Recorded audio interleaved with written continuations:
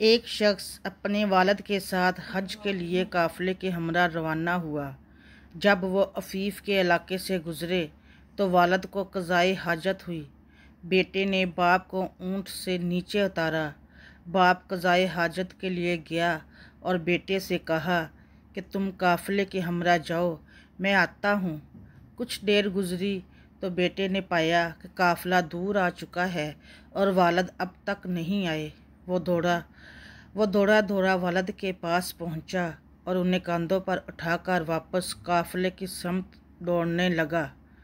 यकायक बेटे ने महसूस किया कि उसके चेहरे पर नमी गिर रही है, जो यकीनन उसके वालिद के आंसू थे। वो तड़प कर बोला, मैं कुर्बान बाबा जान, अल्लाह की कसम, आप मुझ पर एक रेशे से ज़्यादा हल्के हैं।